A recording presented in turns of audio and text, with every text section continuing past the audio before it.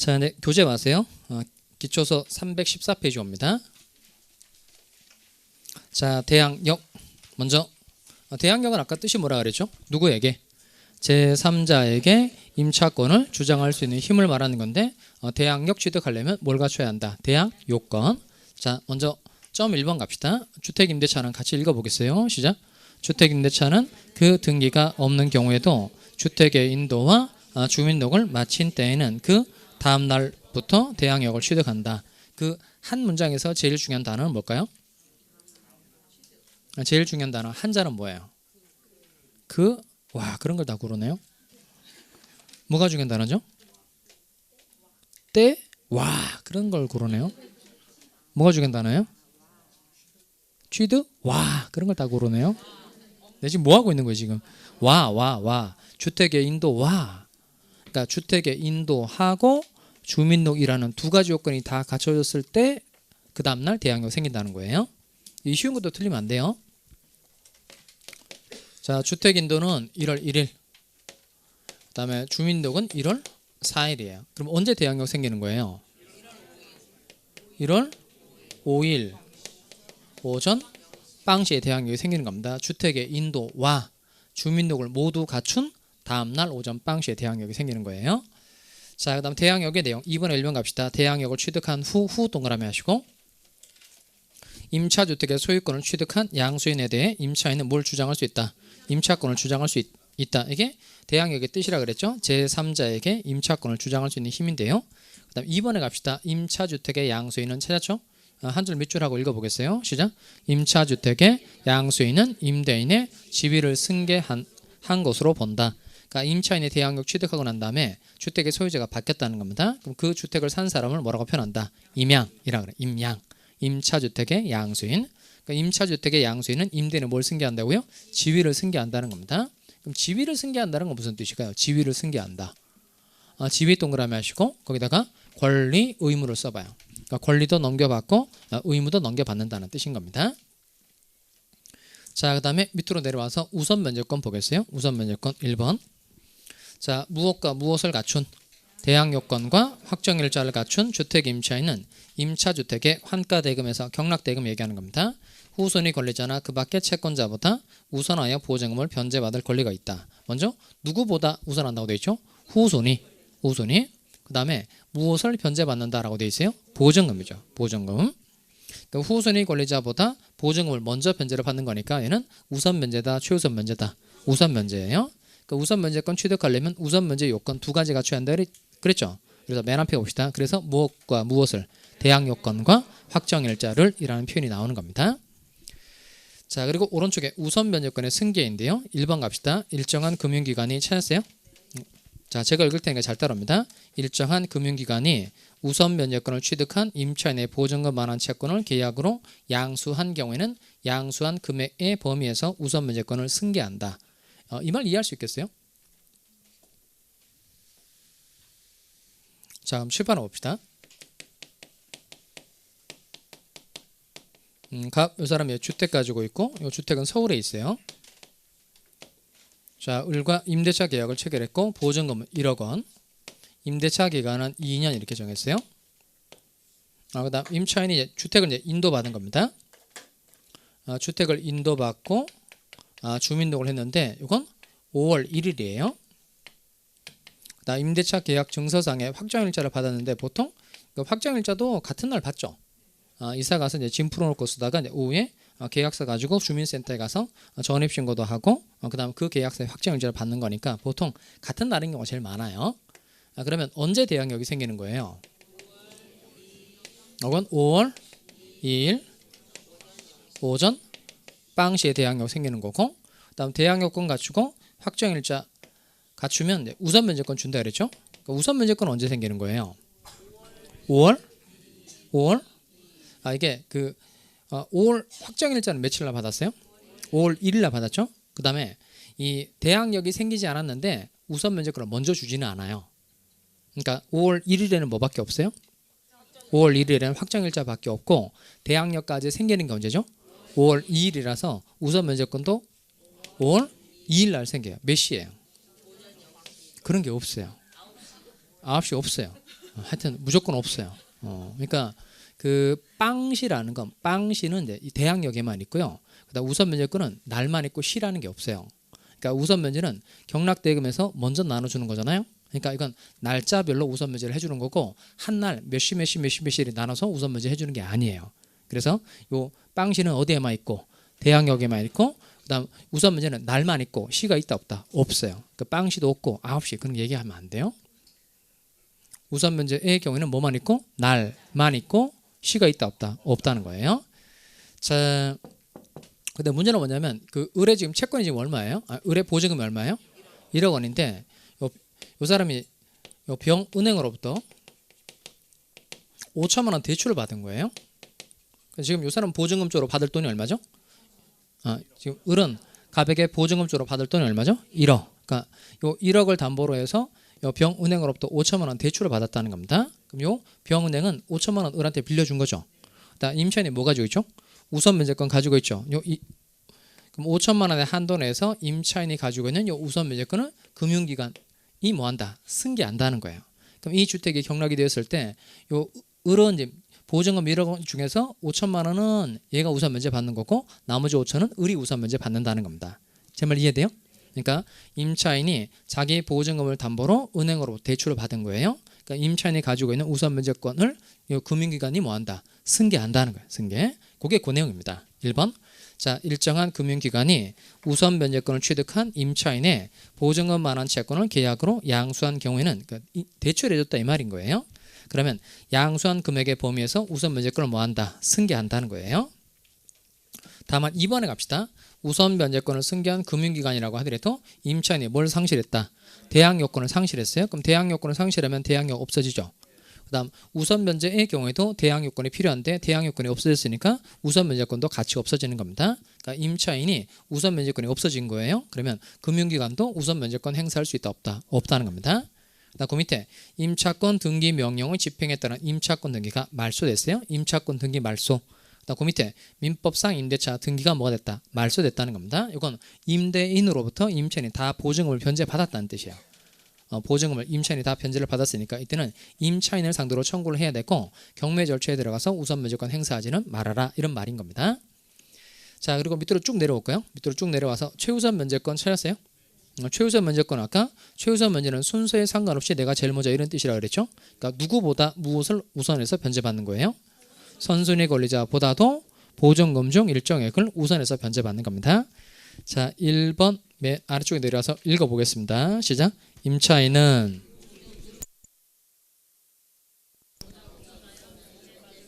자, 일단 무엇을 이라고 되어 있죠. 보증금 중 일정액. 이렇게 나오면 이거 우선 면제다 최우선 면제다. 최우선 면제 말하는 겁니다.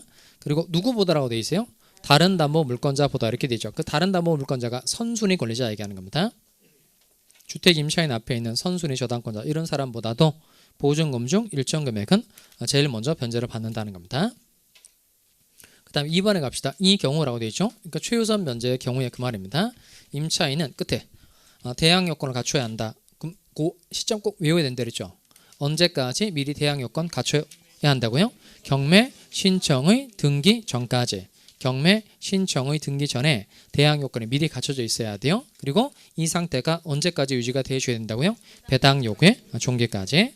그리고 넘어가서 숫자 좀 외울까요? 자, 최우선 면제를 받을 임차인 및 보증금 중 일정액의 범위와 기준은 주택가액의 얼마의 범위 안에서 2분의 1이에요. 2분의 1 범위 안에서 대통령령으로 정한다는 겁니다.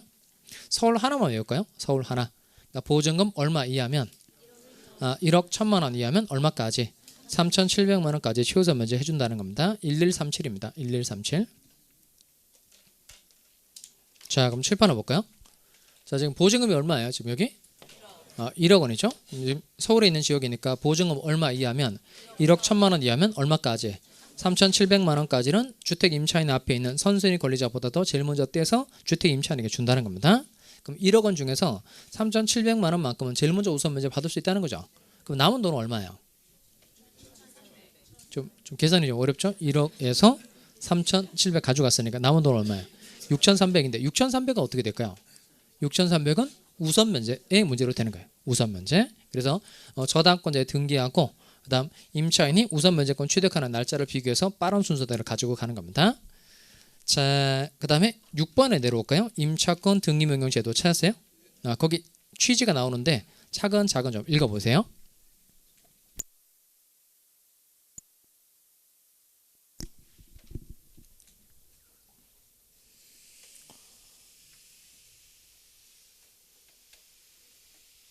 자, 다시 원래대로 와볼까요? 사례 그냥 써먹어 보죠. 보증금 쪽으로 준 돈이 얼마예요? 1억. 그다음 주택인도 받고 주민등록을 해서 대항력 취득했고, 그다음 확정일자까지 받아서 이제 우선 면제권 취득을 한 겁니다. 그런데 임대차 존속 기간이 끝났어요. 그런데 임차인이 다른 데로 이사 가야 될 필요가 생긴 거예요. 뭐 지방으로 발령을 받았다. 그럼 다른 데로 이사 가야 될 필요가 생기는데 문제는 뭐냐면 지금 임대인한테 뭘 받아서 보증금을 받아야 이제 딴 데 가는 거잖아요.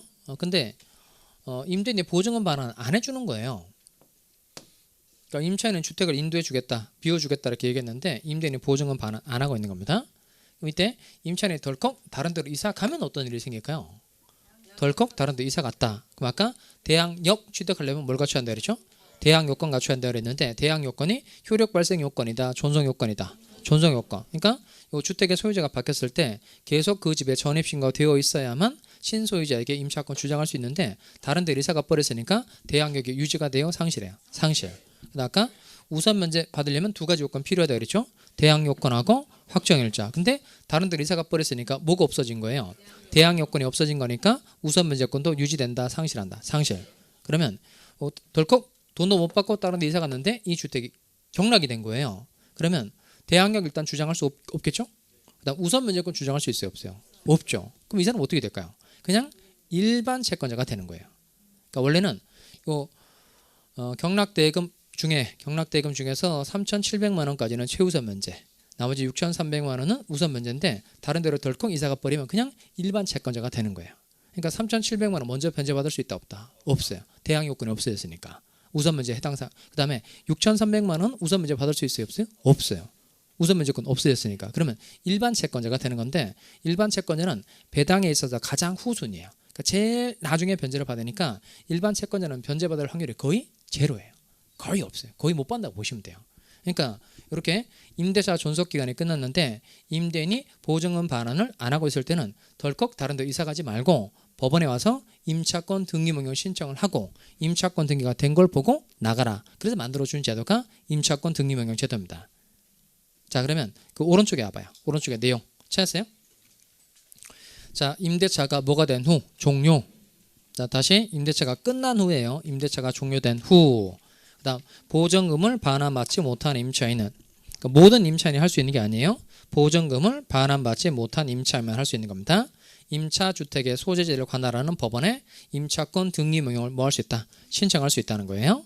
그럼 어디에다 신청하는 거예요? 법원. 그런데 어떤 법원이죠?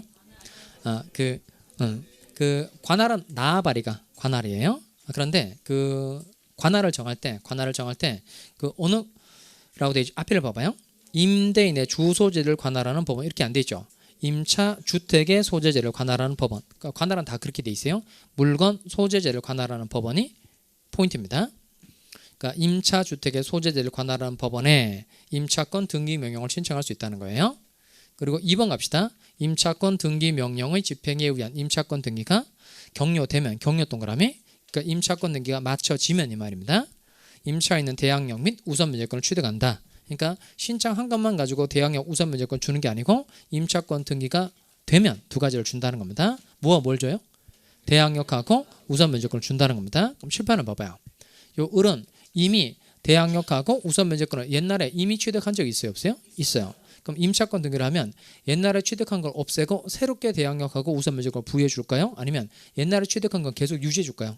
계속 유지해 주는 거예요. 그래서 그 뒤에 자, 임차인이 임차권 등기 이전에 이미 동그라미 이미 대항력 또는 우선 면제권을 취득한 경우에는 그 이미 취득한 대항력 또는 우선 면제권은 그대로 뭐가 된다? 유지. 자, 그리고 임차권 등기 이후 대항력권을 상실했어요. 대항력권 상실 미출하고 이게 뭘까요? 다른 데로 이사 갔다는 겁니다. 그러니까 임차권 등기가 되고 난 다음에 다른 데로 이사 갔어요. 그러면 이미 취득한 대항력 또는 우선 면제권 끝에 상실한다, 상실하지 않는다, 상실하지 않는다는 겁니다. 그러면 이때 임차인은 임차권 등기가 된 걸 보고 딴 데 나간 거예요. 그러니까 이 집은 현재 비어 있다. 사람이 살고 있다. 비어 있다는 거예요. 3번. 자, 임차권 등기 명령의 집행에 의한 임차권 등기가 경유된 주택을 그 이후에 임차인 이후 동그라미 하시고, 아까 임차인이 등기를 해놓고 나갔다 그랬죠? 이 집이 비어 있는데 그 다음에 새롭게 들어간 임차인을 말하는 겁니다. 임차권 등기가 경유된 이후에 들어간 임차인한테는 끝에 무엇을 받을 권리가 없다. 우선 면제를 받을 권리가 없다 그러면 틀려요? 무엇을 받을 권리가 없다. 최우선 면제 받을 권리가 없다. 아까 보증금 1억 1천만 원 이하면 3,700만 원까지 최우선 면제 해준다 그랬죠. 이걸 안 해준다는 거예요. 그러니까 뭘 안 해준다고요? 최우선 면제를 안 해준다는 뜻입니다. 4번 임차인은 임차권 등기 명령과 관련하여 든 비용을 임대인에게 청구할 수 있다 없다. 지금 누가 돈을 안 줘서 임차권 등기 명령 신청하게 된 거죠? 임대인이 돈을 안 줘서 임차권 등기 명령 신청하게 된 거니까 그 비용을 당연히 임대인에게 청구할 수 있다 없다. 있다는 겁니다. 결국 임차권 등기 명령 제도는 임차인 이사 자유롭게 다닐 수 있도록 해주기 위해서 만든 제도예요. 임차인의 이사의 자유를 보장해 주기 위해서 만든 제도인 겁니다. 자, 그리고 존속기간 갑시다. 존속기간. 자, 주택임대차의 경우에 최단 존속기간 제한 규정 있어요 없어요? 주택임대차. 아까 민법상 임대차. 그러니까 민법상 임대차는 최단 존속기간 제한 규정이 있다 없다? 없다. 그런데 주택임대차 보호법의 경우에는 임차인 최소 몇 년간 살 수 있도록 해주고 있어요? 2년간 살 수 있도록 해주고 있다는 겁니다. 그래서 최단 존속기간 제한 규정이 있어요. 자, 1번 읽어봅시다. 기간을 정하지 않거나 기간을 2년 미만으로 정한 임대차는 몇 년으로 본다? 2년으로 본다. 기간을 정하지 않거나 기간을 2년 미만으로 정했다면 몇 년으로 본다? 2년으로 본다. 다만 임차인은 이게 포인트예요. 누구는? 임차인은 2년 미만으로 정한 기간이 유효함을 주장할 수 있다는 겁니다. 그럼 7판을 봐봐요. 자, 존속기간을 1년으로 정했어요. 1년으로 정했어요. 그러면 요 2년 미만으로 정한 경우에는 2년으로 본다 그랬으니까 1년으로 정했다는 겁니다. 그럼 1년으로 정했어요. 그러면 임차인은 2년간 살겠다 이런 주장할 수 있다 없다? 할 수 있다는 거죠. 그 다음 2년 미만으로 정한 기간이 유효하다는 주장을 할 수 있는 사람은 누구예요? 임차인이죠. 그러면 임차인은 1년의 기간이 유효하다는 주장을 할 수 있다 없다? 있다는 거예요. 그러니까 1년을 정했어요. 그럼 1년 끝나고 난 다음에 임차인이 나가겠다 이렇게 말하면 임대인이 보증금 줘야 된다? 줄 필요 없다? 줘야 된다는 거예요. 그럼 1년을 정했다면 임차인에게 선택권이 있다는 뜻이네요. 임차인은 몇 년 주장할 수도 있고 2년 주장할 수도 있고 1년 살고 나가겠다고 말하면 임대인이 보증금 줘야 된다? 줄 필요 없다? 줘야 된다는 거예요. 자, 그 다음에 기간의 갱신이 있는데요. 1번 내용을 차근차근 읽어보세요.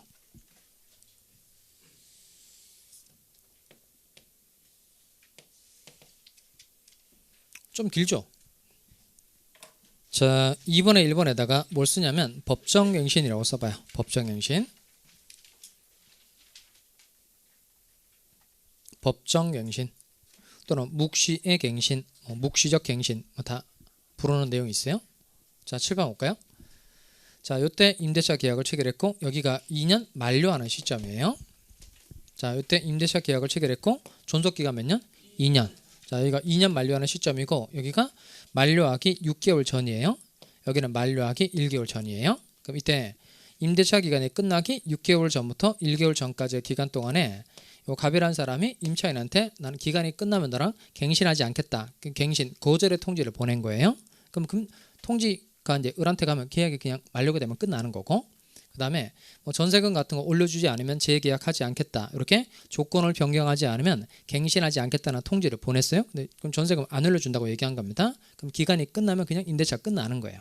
근데 요 6개월 전부터 1개월 전까지의 기간 동안에 갑이 갱신 거절의 통지 등을 하지 않았다는 겁니다. 그러면 전 임대차와 동일한 조건으로 다시 임대차한 것으로 본다. 이게 무슨 갱신이다? 법정갱신. 자, 임대인은 기간이 얼마로 돼 있어요? 6개월 전부터 1개월 전 이렇게 돼 있고, 임차인은 임대차 기간이 끝나기 1개월 전으로 돼 있어요. 임대차 기간이 끝나기 1개월 전에 임차인도 아무런 얘기를 한 적이 없다. 그러면 전 임대차와 동일한 조건으로 다시 임대차한 것으로 본다. 이걸 무슨 갱신이라고 한다? 법정갱신이라고 그래요. 결국 정리를 하면 이거예요. 그 임대차 기간이 끝날 무렵에 당사자가 서로 얘기를 한 적이 없다는 겁니다. 그러면 다시 계약이 된 것으로 봐주겠다는 거예요. 다만 이 법정갱신의 경우에 다른 건 다 똑같아요. 전 임대차와 무슨 조건? 동일한 조건으로 다시 임대차한 것으로 보는데, 다만 존속 기간은 몇 년으로 본다? 2년으로 본다는 거예요. 존속 기간은 몇 년으로 본다? 2년으로 본다는 겁니다. 다만 그럼 이제 다시 이제 2년 정했다가 끝날 무렵에 아무런 얘기를 한 적이 없는 거예요. 아무런 얘기를 한 적이 없으니까 다시 기간이 몇 년이 된 거죠? 2년이 된 거예요. 다만 법정인신이 됐을 때 임차인은 해지 통고할 수 있다 없다? 있어요. 그러니까 임대인은 해지 통고가 안 돼요. 누구만 해지 통고할 수 있다? 임차인만 해지 통고할 수 있어요. 그러면 법정인신이 된 겁니다. 그럼 다시 몇 년으로 연장이 된 거죠? 2년으로 연장이 된 거죠. 그러니까 임차인은 계속 2년간 살 수 있다. 이렇게 말할 수도 있고, 그다음 법정인신이 되고 난 다음에 임차인 나가겠다 이렇게 말할 수 있다 없다? 있다는 거예요. 그러면 임대인이 그 통고를 받은 날로부터 몇 개월이 경과하면 임대차가 소멸하는 거죠? 숫자 외우셔야 돼요. 몇 개월이 경과하면 3개월이 경과하면 임대차가 소멸한다는 겁니다. 자, 그래서 넘어가서 자, 위의 경우라고 되어 있네요. 2번 법정인신의 경우에 그 말입니다. 임대차의 존속기간은 몇 년으로 본다? 2년으로 본다. 그 다음 묵시의 갱신이 된 경우, 법정인신이 된 경우 그 말입니다. 자, 임차인은 언제든지 임대인에 대하여 계약 해지를 통지할 수 있다 이렇게 되어 있죠. 그러니까 정확하게는 해지 통고할 수 있다는 뜻입니다. 해지 통고할 수 있는데 누구만 해지 통고할 수 있다? 임차인만. 자, 임차인만 해지 통고할 수 있고 다만 이때 임대인이 통지를 받은 날로부터 몇 개월, 3개월이 지나면 임대차가 소멸하는 거예요. 자, 그 다음 8번에 갑시다. 차임 등의 증감 청구권인데요. 증감 동그라미 해봐요. 증감 청구권의 증감. 자, 그럼 7번 봅시다. 그러니까 임대차 계약을 체결했는데 1년 지나고 보니까 요 시세가 이제 폭등하게 된 거예요. 그러니까 시세가 급등하게 됐다. 그러면 요 임대인 쪽에서는 요 차임을 증액해 달라, 보증금을 증액해 달라라고 청구할 수 있다 없다? 있다. 그럼 이때 요 2년 계약을 했는데 1년 지나고 난 다음에 이제 시세가 급등해서 갑이라는 사람이 을한테 보증금을 증액해 달라 이렇게 청구를 한 겁니다. 그러면 을이 승낙해야 증액의 효과가 생겨요? 승낙 없어도 증액의 효과 생겨요? 승낙 없어도 이렇게 일방적 의사표시만 가지고 직접 법률 관계가 변동하는 권리를 형성권이라고 합니다. 무슨 기간? 무슨 권? 형성권. 그 다음에 시세가 또 낮아지게 된 거예요. 임차인 쪽에서 보증금 또는 차임을 감액해달라고 청구하면 임대인에 뭐가 없어도 승낙이 없어도 곧바로 감액의 효과가 생겨요. 이렇게 증감, 감액 이건 다 청구권이다, 형성권이다. 형성권 그걸 쓰시고요. 자, 그래서 1번 잘 따라옵니다. 약정한 차임 또는 보증금이 임차주택에 관한 조세, 공과금, 기타 부담의 증감이나 경제사정의 변동으로 인하여 상당하지 아니하게 된 때에는 당사자는 장래에 대하여 그 증감을 청구할 수 있다. 누가 할 수 있다고 되어 있어요? 당사자. 그러니까 둘 다 할 수 있다는 겁니다. 다만 증액의 경우에 제한 내용 기억하셔야 됩니다. 뭐의 경우에는 증액의 경우에는 약정한 차임 또는 보증금에 얼마를 초과하지 못한다. 20분의 1이에요. 그러니까 20분의 1이니까 몇 프로예요? 5%입니다. 5% 초과하지 못한다. 다만 2번도 외우셔야 됩니다. 자, 차임 증액 청구는 임대차 계약이 있은 후 몇 년 이내는 하지 못한다. 1년. 그 다음 한 번 증액한 후 또 몇 년? 1년 내에는 증액 청구가 불가능합니다. 임대차 계약 체결한 후 1년 내에 또 증액 청구 안 되고 한 번 증액했어요. 그럼 그 다음에 다시 1년 내에는 증액 청구가 안 된다는 겁니다. 그 다음 2번에 봐봐요. 월차임 전환 시 산정률의 제한. 먼저 차근차근 좀 읽어보세요.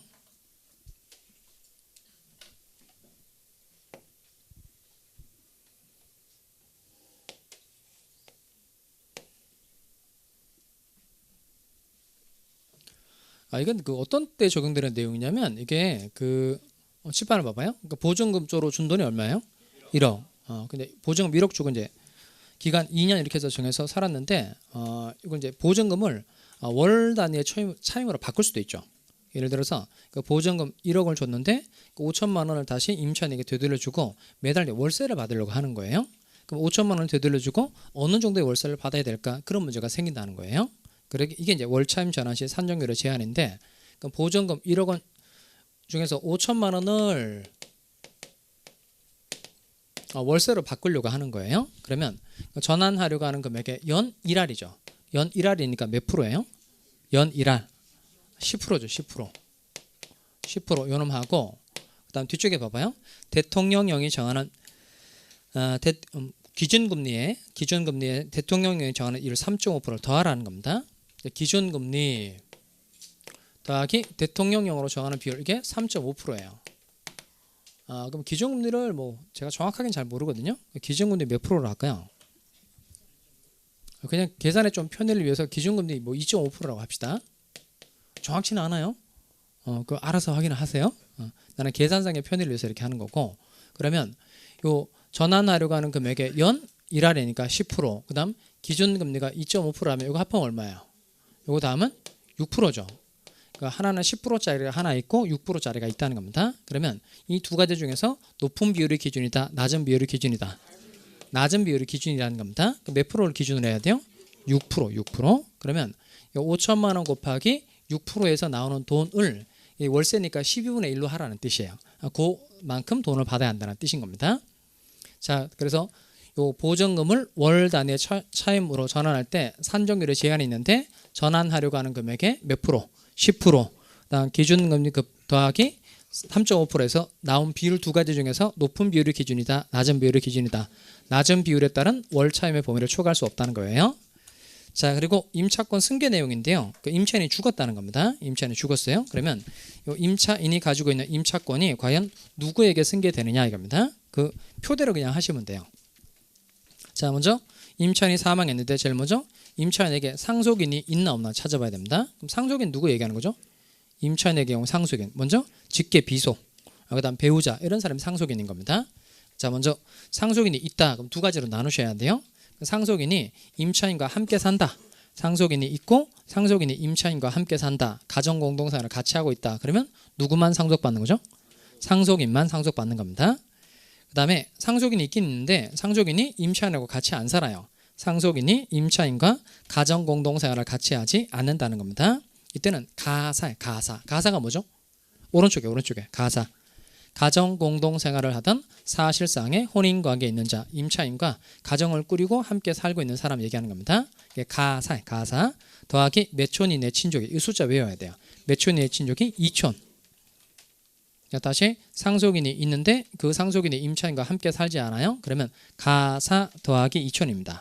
가정공동생활을 하던 사실상의 혼인관계에 있는 자 더하기 몇 촌이 내 친족이, 2촌이 내 친족이 공동으로 승계하는 거고 그다음 상속인이 없어요. 임차인한테 보니까 뭐 직계 비속 배우자 이런 사람이 없다는 겁니다. 그러면 상속인이 없다. 그때는 누가 임차권을 승계한다? 가사. 임차인과 가정 공동생활을 하던 사실상의 혼인 관계에 있는 자가 임차권을 승계하는 겁니다. 자, 오늘은 여기까지 내용을 진행하도록 하겠습니다. 수고하셨습니다.